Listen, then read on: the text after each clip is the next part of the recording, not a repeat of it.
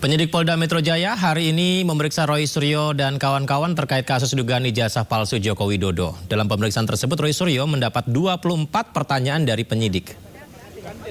Mantan Menteri Pemuda dan Olahraga, Roy Suryo memenuhi panggilan Polda Metro Jaya di Gedung Direktorat Reserse Kriminal Umum untuk melakukan klarifikasi. Pemanggilan ini merupakan tindak lanjut dari laporan hukum yang diajukan oleh Presiden ke-7 RI Joko Widodo terkait dugaan penyebaran informasi mengenai penggunaan ijazah palsu. Dalam pemeriksaan, Roy Suryo menyinggung tentang pasal Undang-Undang ITE dalam pelaporan 26 Maret 2025 dan diingatkan jangan sampai memaksa menjalankan hukum yang tidak semestinya. Tapi benar, ya saya juga terus terang kalau penyidiknya. Kemudian pemirsa, pegiat media sosial Dr. Tifa juga hadir di Polda Metro Jaya didampingi sejumlah pendukung. Pemeriksaan Roy Suryo dan Dr. Tifa dilakukan secara terpisah ya. Roy Suryo tadi diperiksa di unit 1 Subdit Kameng Dirkrimum Polda Metro Jaya, sedangkan Dr. Tifa diperiksa di unit 4 Subdit Kameng Dirkrimum Polda Metro Jaya. Roy Suryo dan Dr. Tifa dikenal sebagai dua sosok yang memang secara terbuka menyuarakan keraguan atas ijazah milik Jokowi. Sosok aktivis dan pegiat media sosial mulai dari Refli Harun, Marwan Batubara turut hadir mendampingi Dr. Tifa dan Roy Suryo. Selain Roy Suryo dan Dr. Tifa, Polda Metro Jaya sebenarnya juga menjadwalkan pemeriksaan terhadap Egy Sujana, namun yang bersangkutan tidak hadir.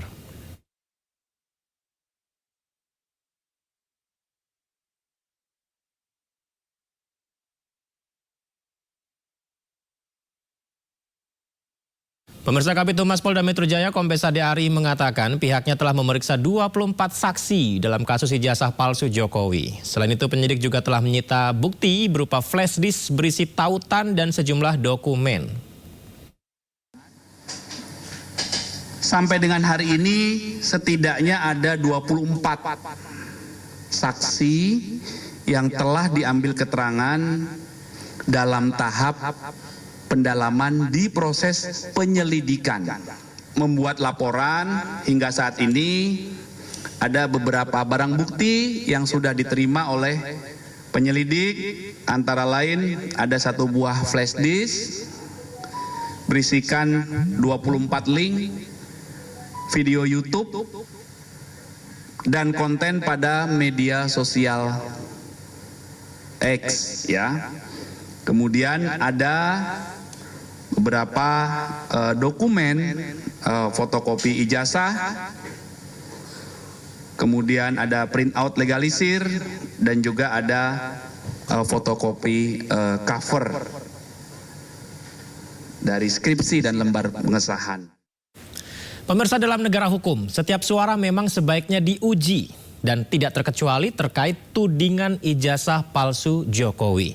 Roy Suryo CS pun hari ini diperiksa polisi, memberikan klarifikasi atas pernyataannya yang berani. Namun di tengah gemuruh narasi muncul pertanyaan yang terus membayang-bayangi. Apakah ini memang pencarian fakta sejati atau sekedar gerakan politik tersembunyi? Kita bahas lebih dalam bersama narasumber istimewa kita malam hari ini. Kuasa hukum Joko Widodo Rifai Kusuma, terlapor kasus ijazah Jokowi Roy Suryo, Wakil Ketua Umum Jokowi Mania San Salvator. Saya sapa narasumber saya, selamat malam semuanya, apa kabar? Assalamualaikum.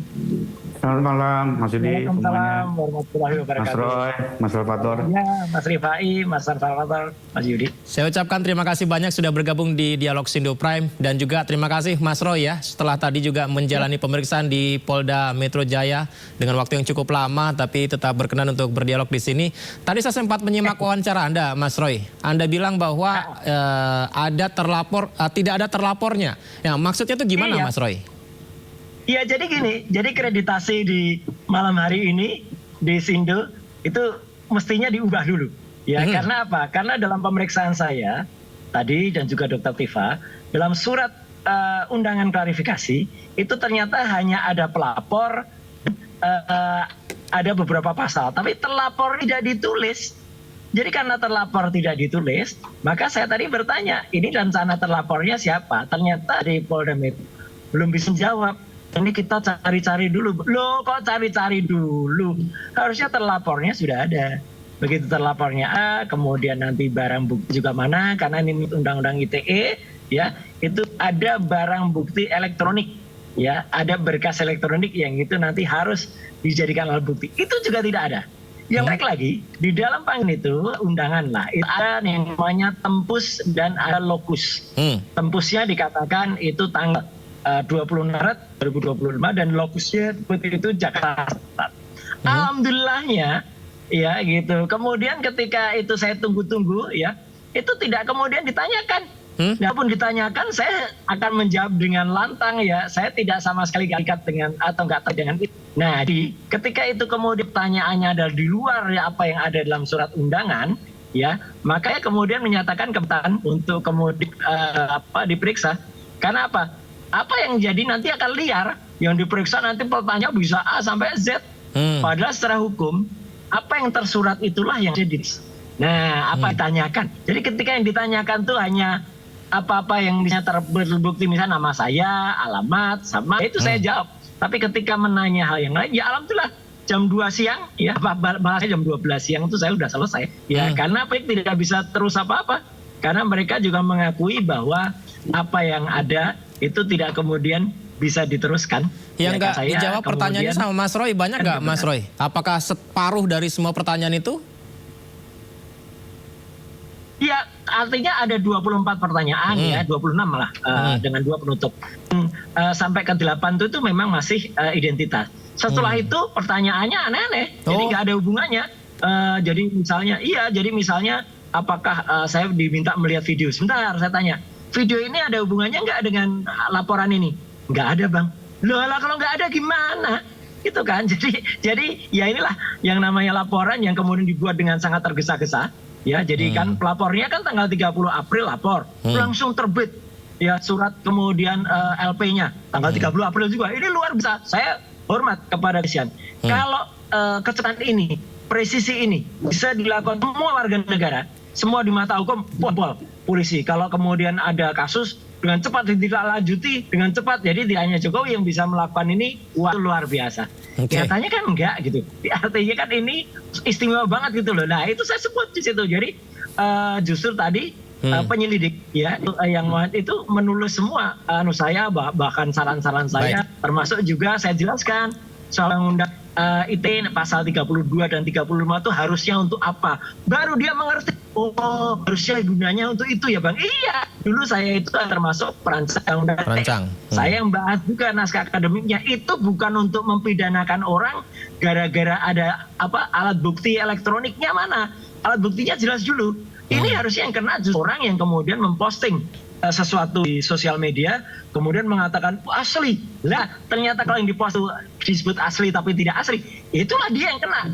Saya, Dr. Resmond dan Dr. Tifa, itu alhamdulillah kan kami tidak pernah mengubah alat bukti apapun, apalagi elektronik. Jadi clear aja sebenarnya. Jadi ya nggak apa-apa. Itulah tadi dan justru penyidik itu tadi kayak kuliah gitu. Jadi malah dia diajarin mencatat semua, mengetik semua, lapor aja kayak gitu. Ya. Oke. Terima kasih lah, kita hormati aja. Baik Mas Roy, kalau gitu dari yang disampaikan terlapornya nggak ada, laporannya terkesan tergesa-gesa. Saya minta tanggapannya Mas Rifai, silakan. Ya. Ya Mas Yudi, jadi ya, kita menghargai aja apa yang disampaikan oleh Mas Roy ya. Tentunya setiap orang memiliki hak untuk membela diri, juga melakukan kritisi terhadap proses penegakan hukum, kami hormati. Tapi di sisi lain, kami juga meyakini apa yang sudah kami berikan kepada pihak Polda juga sudah sesuai dengan ketentuan hukum dan prosedur yang ada. Bahwa dalam sebuah perkara itu tidak ada terlapor, itu juga sesuatu yang wajar karena dalam hal penyelidikan gitu ya. Seperti contoh kita melaporkan dalam perkara pembunuhan, tentunya juga si korban tidak tahu atau keluarga korban tidak langsung tahu siapa pelakunya. Dan biarlah nanti proses penyelidikan yang akan mencari siapa pelaku pembunuhan itu. Jadi tidak serta-merta bahwa dalam setiap pelaporan harus diketahui dulu siapa terlapornya. Biarlah itu proses hukum. Nah, di sisi lain kami juga sengaja menyampaikan ini dalam penyelidikan dan tidak mau tergesa-gesa menyebut nama, justru bagian dari penghormatan terhadap hak asas praduga tak bersalah. Kedua, dalam undang-undang ITE mungkin Mas Roy memahami sekali, bisa saja yang harus bertanggung jawab itu berkembang. Tidak hanya orang yang menyatakan dalam video, tapi juga orang yang mentransmisi, yang melakukan pemotongan dan segala macamnya. Sehingga kami membiarkan ini diselidiki secara profesional, proporsional gitu ya, dan tidak perlu terburu-buru juga gitu ya. Jadi memang prinsip kami seperti itu. Intinya kami sudah laporkan fakta sudah ada 24 objek, bahkan kemarin baru kami tambahkan lagi beberapa objek, dan memang di situ ada video-video ya, misalnya sesuai dengan inisial ya, yang apa disampaikan oleh T, K, RS. Nah tapi kembali lagi kami tidak mau tergesa-gesa karena teknologi AI pun bisa saja video itu seolah-olah seperti Presiden Amerika yang berbicara, tapi ternyata misalnya itu rekayasa kan gitu. Jadi kembali lagi kami menghormati asas praduga tak bersalah, kami juga mengharapkan penyidik tidak perlu tergesa-gesa, dan kami membiarkan ini dalam konteks pelaporan dalam lidik, lebih kurang begitu. Jadi menurut kami apa yang sudah kami sampaikan sudah sesuai ketentuan hukum, objektif sudah ada, dan kami kasih kesempatan agar penyidik bekerja juga objektif dan proporsional. Kalau publik sekarang, Mas Rifai, boleh nggak sih tahu pelapor dan terlapor di kasus ini siapa gitu? Memang dari yang tadi kami nyatakan bahwa pelapor jelas Pak Jokowi sebagai orang yang merasa dirugikan, dan menurut saya juga tidak berlebihan kalau Pak Jokowi ingin mengupayakan keadilan bagi nama baiknya dengan menempuh upaya hukum. Ini kan sesuatu yang wajar. Ya, dan perlu dicatat juga yang pertama kali membawa ini ke kepolisian kan justru teman-teman TPU di Barreskrim gitu. Jadi bukan kami yang memulai ya. Ini justru kami untuk mengimbangi apa yang berjalan di sana, dan ini menurut saya setiap warga negara boleh dong mengupayakan keadilannya dan melalui jalur hukum kan begitu. Nah, justru terkait terlapor dari awal kami sudah nyatakan itu dalam penyelidikan, kami tidak mau menyebut nama karena sekali lagi pertama kami menghormati asas praduga tak bersalah, kedua dalam undang-undang ITE sendiri yang bertanggung jawab itu bisa luas ya, bisa sempit bisa luas tergantung nanti pembuktian. Berarti sudah berkembang ya Mas Rifai? Itu kami kembalikan kepada penyidik, dan sebenarnya kami juga sampai hari ini belum ada koordinasi lagi ya. Selain kemarin kami ada tambahkan beberapa objek, lalu kedua juga kami ya akan memantau nanti mungkin dari SP2HP bagaimana perkembangannya.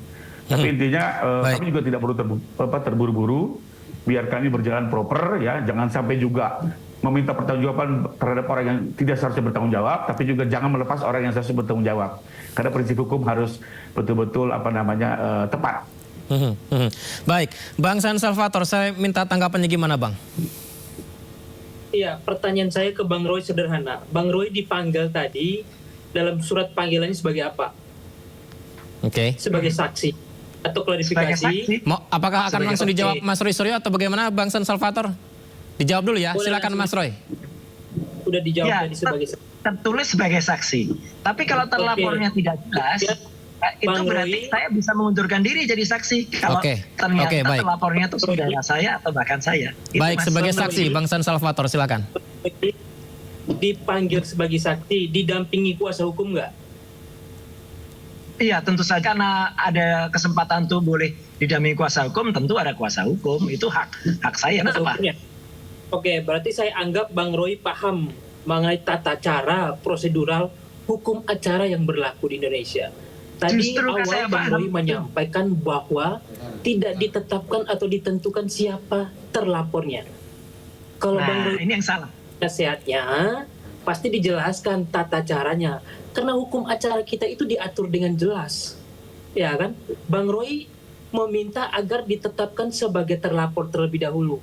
Ini kan sebenarnya dari faktor politik yang dipertimbangkan. Dalam hal faktor hukum, persoalan materinya tidak boleh.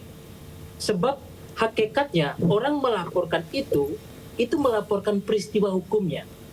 Nanti kewenangannya ada pada penyidik akan melakukan. Nah, ketika itu langkah-langkah dilakukan, nanti dicerna dulu unsur-unsurnya seperti apa, terpenuhi apa enggak. Ya kan? Siapa pelakunya yang diduga melakukan ini siapa? Bisa sedikit, bisa banyak, tergantung pengembangan dalam proses penyidikannya. Jangan tidak sabar terburu-buru mau ditetapkan sebagai tersangka begitu. Janganlah sabar, kita hormati proses hukumnya. Yang pasti, yang pasti penyidik kita itu udah cerdas, udah luar biasa, udah sering menangani perkara-perkara yang seperti ini. Kalau ditanyakan mengenai hal-hal yang bersifat SOP dalam BAP, pasti tidak dijawab dan tidak akan ditunjukkan. Karena itu ada protokoler tetap hal-hal yang tidak boleh diungkapkan ketika ditanyakan oleh calon misalnya yang diduga akan menjadi. Ini yang nggak boleh. Baik. Ini yang nggak boleh. Ini absurd ini namanya. Baik. polisi atau penyidik menyampaikan atau memanggil sebagai saksi, itu polisi udah meng-cross check, ya kan? Ini ada hubungan hukumnya, ada hubungan kausalitasnya. Tidak mungkin penyidik memanggil seseorang tidak berdasarkan informasi, tidak berdasarkan tracking. Tidak ada prosedural yang dilanggar itu. Baik, Bang San Salvator, kita dapat poinnya. Izin kita minta tanggapan Mas Roy ya. Silakan Mas Roy. Ya, jadi apa yang disampaikan ini namanya kalau itu pemaksaan ya, itu tidak sesuai dengan hukum acara. Dan hukum harus ada. Jadi polisi silakan dulu mencari alat buktinya. Yang jelas tidak ada terlapor, tidak ada alat buktinya juga nggak ada. Jadi kalau nggak ada alat buktinya misalnya, ya betul tadi Pak Rifai, misalnya ada korban pembunuhan. Oke, ada korbannya ada dulu nggak? Kalau korbannya ada, kemudian dicari siapa pembunuhnya. Kalau itu terbunuh atau dibunuh. Nah, kalau itu jelas dibunuh, baru kemudian dicari pembunuhnya apa, gimana, dan lain sebagainya. Itu caranya. Lah ini yang namanya alat buktinya elektronik. Tidak ada. Tidak disebutkan. Lah kalau alat bukti elektroniknya nggak ada, gimana bisa dilakukan penyidikan ataupun bahkan belum penyidikan, penyelidikan saja belum bisa. Karena alat bukti elektroniknya tidak ada, tidak dilaporkan, kemudian terlapor, ya gitu. Itu juga nggak ada. Jadi makanya itu tadi bahkan diamini Mas Sandra. Jadi kalau mau marah atau mau silahkan kepada penyidiknya. Tadi penyidiknya sangat memaklumi, bahkan dia sangat senang sekali 1 jam lebih tadi ada kuliah undang-undang ITE tadi. Saya kasih komentar, saya kasih catatan, dia mencatat banget. Ya gitu, bahkan kemudian mencatat secara tersa dan juga sebagian dimasuk dalam berita acara klarifikasi ya BAK. Jadi clear banget, bahkan saya juga nawarkan nih Mas Rifai, kalau misalnya mau mencari siapa pengunggahnya ya yang jelas-jelas melanggar pasal 32 ataupun 35 Undang-Undang ITE, masuk tuh barang tuh kader PSI itu jelas banget itu dia menampilkan serat tidak sah ya, karena apa, dia tidak dapat langsung di Jokowi kan, dia kan katanya dapat dari Andi Pramaria tadi ya dalam VT tadi, kemudian setelah itu dia memastikan asli. Lah begitu memastikan asli, sempat saya tanya, Anda ini dapat dari mana? Dapat dari Jokowi langsung? Tidak. Ya udah selesai, berarti Anda sudah mengaslikan sesuatu yang mungkin nanti akan dikatakan itu tidak asli. Tapi kalau ternyata itu asli, memang benar asli, sebagaimana yang nanti dikeluarkan, kan ini bertabrakan dengan statementnya Pak Jokowi. Pak Jokowi kan mengatakan tidak pernah mengeluarkan ijazahnya. Baik, Mas Rifai. Ijazah yang ditunjukkan di itu nggak ada. Gitu. Baik, Mas Rifai justru mau dibantu oleh Mas Roy ini untuk mencari tahu pengunggah ijazah palsu di media sosial. Gimana Mas Rifai? Tadi penyidik udah setuju juga Mas. Iya Mas, harusnya gitu ya Pak Roy. Iya, udah itu nanti masukin aja itu dia jelas-jelas akan jadi terlapor. Baik, Mas Rifai silakan. Iya, silakan. Oke, jadi inilah bedanya kami dengan Mas Roy ya. Kalau kami tidak mau tergesa-gesa menuduh siapa pengunggah, kader PSI atau apa, kami serahkan kepada penyelidik untuk bekerja secara proporsional dengan tetap menjaga asas praduga tak bersalah ya. Ini memang berbeda cara kami dengan cara Pak Roy. Kalau Pak Roy langsung berani menyebut nama. Satu itu. Kedua, Mas Roy, kita silakan Mas Rifai dulu Mas Roy. Silakan Mas Rifai. Satu, kedua, alat bukti ya. Siap. Kami sudah menyerahkan ya sebelumnya 24, bahkan kemarin juga ditambahkan barang bukti elektronik ya, bahwa misalnya penyidik tadi tidak menunjukkan, mungkin ini strategi dari penyelidikan. Saya tidak mau ikut campur dan mengomentari, tapi kami sudah memberikan itu kepada penyelidik dan karena itulah laporan kami diterima. Lalu ketiga terkait menurut pendapat Mas Suryo bahwa harus ada terlapornya, saya kasih gambaran simpel aja. Misalnya Mas Suryo kecurian mobil hari ini. Harus lapor polisi nggak? Tentunya harus lapor. Tapi pada saat ditanya siapa pelakunya, siapa terlapornya, pasti Mas Suryo juga tidak akan bisa menjawab karena kita kan nggak tahu siapa pencurinya. Gitu. Jadi dalam hukum acara yang sudah disampaikan Mas Salvator, sangat wajar dalam hukum acara Indonesia itu setiap laporan tidak disebut nama terlapornya dan ini dalam penyelidikan. Jadi hampir sebagian besar tidak pilih melaporkan itu tidak diketahui siapa pelaku dan biarkan proses itu yang berjalan gitu ya. Cuma kalau Mas Suryo kan inginnya langsung di awal menyebut gitu ya. Nah ini kembali lagi kalau kami mengedepankan asas praduga tak bersalah, tapi kalau Mas Suryo mungkin punya pemandangan lain dan kami hargai saja. Baik. Demikian tanggapan saya. Baik, Mas Rifai, Bang San Salvator dan Mas Roy, kita simak terlebih dahulu ya informasi berikut ini sebelum kita lanjutkan dialog. Presiden kelima Republik Indonesia yang juga Ketua Umum PDI Perjuangan Megawati Soekarno Putri ikut berkomentar soal tudingan ijazah palsu Joko Widodo. Hal itu disampaikan Megawati dalam acara peluncuran buku di Badan Riset dan Inovasi Nasional atau BRIN, di mana menurut Mega persoalan mudah diselesaikan, tinggal tunjukkan saja ijazah aslinya untuk membantah tudingan-tudingan itu. Suruh Pak Handoko apa? Saya suruh di testing dengan ini ilmu psikologi. Jadi IQ-nya sama EQ-nya. Intelligence quantum sama emotional quantum. Nah supaya apa? Ini benar pinter atau ngerepek iki. Orang banyak tuh sekarang gonjang-ganjing urusan ijazah bener apa enggak. Lah kok susah amat ya. Kan kalau ada ijazah ya udah aja dong. Kasih aja. Ini ijazah saya. Gitu loh. Nah, dengan demikian. Lah ini Kita lanjutkan dialog kita. Nah ini mungkin saya ke Bang San Salvator. Mungkin ini sering ditanyakan ya Bang ya. Mengenai ya itu kan hak pribadi sebenarnya. Tapi kenapa sih nggak tinggal ditunjukin saja ijazahnya Bang San Salvator? Iya, sebelum masuk ke situ tadi saya sempat Silakan. mau menyampaikan apa yang disampaikan Bang Roy. Menyambung. Bahwa ketika dipanggil sebagai saksi, itu juga bagian dari proses hukum. Ketika tadi Bang Roy menyatakan, saya sempat membaca dan mendengarkan keberatan Bang Roy. Ya silakan aja Bang Roy juga mau dipanggil sebagai saksi, tidak hadir juga dipersilakan kok. Itu haknya Bang Roy. Silakan, sah-sah saja. Oke? Namun perlu diingatkan, Mas Roy sabar, Bang Roy sabar, sebab proses hukum itu berjalan. Tadi kan Bang Roy menginginkan agar ditetapkan sebut saja pelapor. Dalam proses hukum kita tidak. Saya tangkap maksud Bang Roy. Ketika dilaporkan dan terlapornya ada, dan itu yang melaporkan adalah Bapak Presiden kita Joko Widodo, itu akan menjadi framing politik, dianggap ya kan ini mengintervensi lembaga-lembaga keadilan peradilan. Nah ini yang harus kita jaga. Untuk itu poin yang mana yang penting agar tidak disebutkan sebagai terlapor siapa aja di situ, diserahkan kewenangan itu kepada penyidik agar tidak menjadi gonjang-ganjing lagi, tidak menjadi isu politik. Ini menjadi proses hukum yang berjalan sesuai undang dan koridornya. Nah, ada pada posisi itu. Kemudian dinyatakan harus ada bukti forensik. Dalam sistem hukum kita ada 5 alat bukti.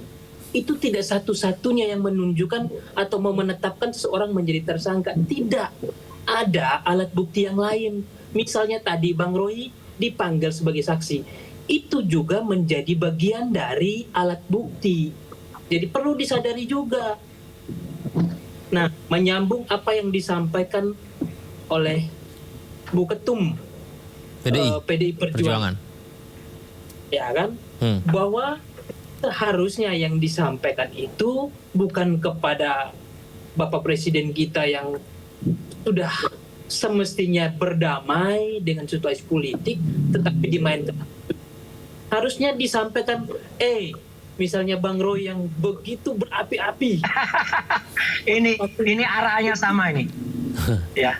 Baik. Termul ini arahnya sama ini. Baik. Menginginkan narasi ini menjadi jelek. Berhenti aja Bang Roy. Urus pekerjaan. Jangan memprovokator hal-hal yang tidak perlu. Saya pikir ini provokator sejati ya kayak gini nih. Baik. Jangan persoalkan orang yang diam dianggap bermasalah loh. Memang masalah. Jadi pembelajaran politik, pembelajaran hukum, nanti tidak ada kesadaran hukum. Kemudian ini menjadi teladan yang buruk, presiden yang buruk terhadap apa? Terhadap anak muda kita ke depan. Memanfaatkan teknologi tidak secara baik dan maksimal, tidak untuk kebaikan. Malah dilakukan. Itu yang harus kita tegaskan. Jangan sampai narasi-narasi yang buruk seperti ini dibenarkan. Nanti kemudian akan diamin. Jangan. Saya pikir itu yang penting. Baik, Bang San Salvator. Mas Roy, silakan tanggapannya. Iya, inilah narasinya sama nih ya, termul ini ya, ternak-ternak ini sama semua. Jadi malah justru Bu Mega yang sudah sangat waras ya. Alhamdulillah, kalau saya betul, alhamdulillah syukurlah Ibu Megawati Soekarno Putri ya masih menunjukkan sebagai negarawan yang waras, yang luar biasa. Jangan salah sangka waras itu artinya sehat. Dan juga ini betul oleh para kader-kadernya di seluruh Indonesia. Kenapa? Ya clear saja. Sama seperti Barack Obama, ketika ada yang meragukan itu kelahiran Amerika, ya udah jelas. Barack Obama langsung menunjukkan ini loh birth certificate-nya atau akte kelahirannya. Jelas betul. Jadi pikirannya sangat sederhana. Kemudian tadi kemudian soal-soal pemeriksaan tadi. Loh iya, betul Pak Rifai tadi juga menyampaikan kalau misalnya ada orang kehilangan mobil. Alat bukti apa? Mobil.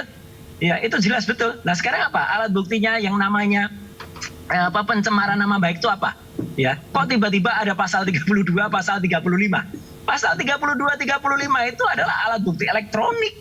Itu jauh banget, itu soal pencemaran nama baik. Kok tiba-tiba mau diikut-ikutkan? Ini namanya penyelundupan hukum.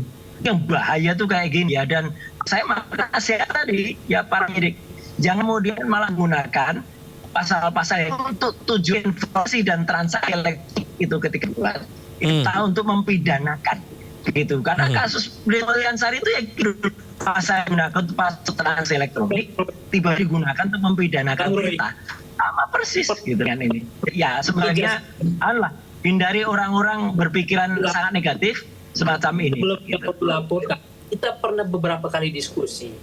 Silakan, Bang San Salvator. Saya juga satu lagi saya kenapa bertanya?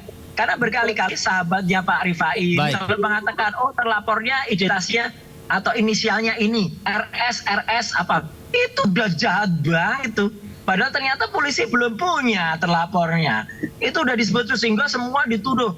RS itu Roy Suryo, RS itu Respon Sianipar. TT itu Dr. Fa. Ini siapa yang jahat kalau begini? Baik, ya, kami mendapat poinnya Mas Roy. Bang San Salvator yang disampaikan, silakan Bang. Ya, Bang Roy, kan beberapa kali kita bertemu dalam kesempatan yang sama. Ya kan, dalam tema yang sama. Sebab tema ini bukan hari ini loh. Sebelum jauh dilaporkan, udah saya sempat ingatkan Bang Roy, hati-hati memainkan narasi yang seperti ini. Ya kan? Sebab ini narasinya berujung ini narasi ilmiah kok Bang, fakta. Narasinya ini, bukan narasi hukum. Tindakan pidana sebab apapun yang kita lakukan, apapun yang kita sampaikan, itu ada hukum yang mengatur. Kalau semuanya tidak diatur, bebas seperti yang disampaikan sesuka hati, ya rusak peradaban ini. Nah untuk itu, sampai dengan detik sama ini seperti hukum ini. Hukum digunakan untuk kacau, hukum elektronik, informasi elektronik, transaksi elektronik digunakan untuk mempidanakan orang, digunakan untuk pencemaran nama baik. Kacau lah. Yang buat undang-undang nggak ngerti, yang buat undang-undang menasihati, dan artinya tadi penyidik sudah mengerti siapa itu kami salah gitu, kami siap menggunakan ada tadi anunya narasinya. Jadi dia kemudian belajar betul tentang undang-undang itu. Mas Roy dan Bang San Salvator, saya juga ingin bertanya kepada Mas Rifai kembali pasal 32, 35 alat bukti elektronik tadi yang ditanyakan Mas Roy tadi mempidanakan dengan undang-undang ITE tersebut, bagaimana nih Mas Rifai? Oke, jadi pasal 32 dan 35 ini kami konstruksikan dalam sebuah fakta bahwa ada sebuah video tayangan, beberapa video tayangan yang mencoba ya mengubah dan memotong sebuah dokumen yang seolah-olah itu ijazah Pak Jokowi, lalu kemudian digunakan dengan aplikasi tertentu. Ya, kami sebut itu sebagai sebuah rekayasa teknologi dan dengan kesimpulan akhir bahwa ini adalah ijazah palsu ya. Jadi tindakan-tindakan mengubah, memotong sebuah file elektronik lalu digunakan dengan aplikasi-aplikasi tertentu. Kami duga ini sebagai perbuatan yang masuk dalam pasal 3 dan 35. Kembali lagi silakan nanti pembuktiannya seperti apa ya. Tentunya juga akan diselidiki secara objektif dan kembali lagi kami menghormati proses hukum yang berlaku. Lebih kurang itu fakta yang kami sajikan. Sudah ada bukti-buktinya Mas Roy sehingga menggunakan pasal tersebut Mas Roy? Iya, ini salah lagi ya gitu. Yang kami lakukan, yang saya lakukan, Dr. Risman lakukan itu adalah menganalisis. Menganalisis itu apa? Tidak ada perubahan sedikit pun dari dokumen yang kemudian kita analisis Ya kalau dokumennya itu salah, misalnya itu dokumen yang diupload oleh si Sandi, ya udah Sandinya Cembaruk.